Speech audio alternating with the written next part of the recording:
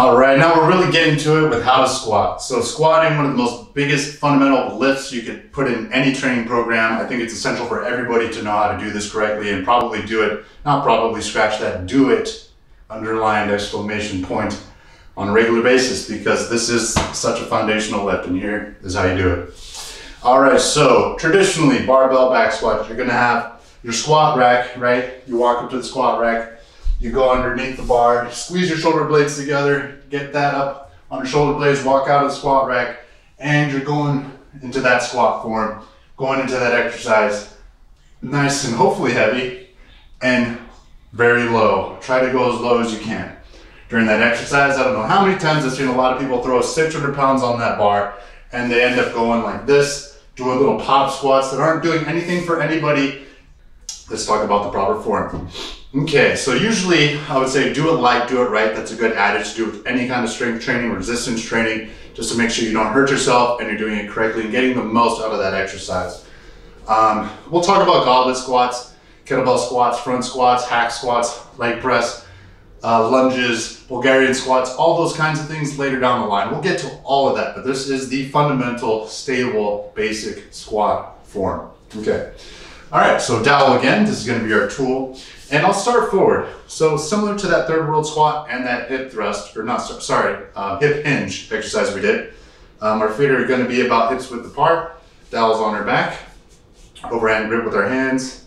And again, we're trying to just descend down, kind of like that third world squat. We wanna go as low as we can comfortably. What we wanna do is just make sure first, you can see my knees are not moving inward at all. Nice and steady, nice and controlled. What I'm talking about is sometimes with people with bad squats, their knees move in, they're curved, they're not even. And that's one thing you want to watch for, especially if you have a mirror, is just what your knees are doing. So just make sure they're nice and stable.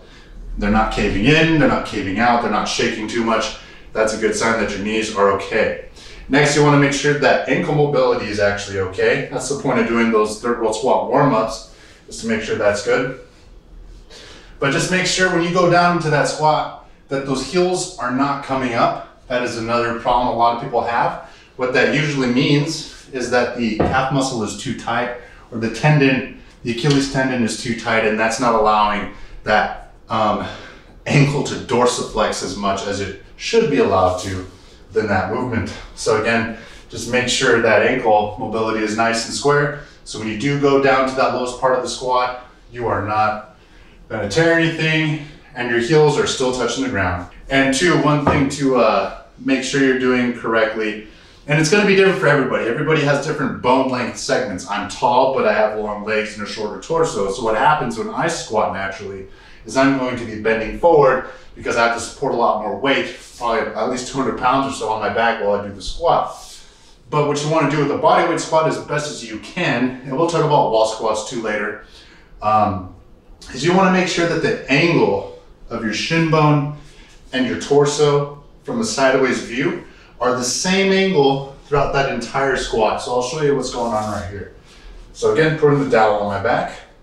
And as I do that squat, nice form, I'm going to try to protect my spine by trying to stay as upright with my torso as I can throughout this entire squat, and trying to keep the angle of my torso from this hip joint the same as the angle from this part of my body, between that ankle joint.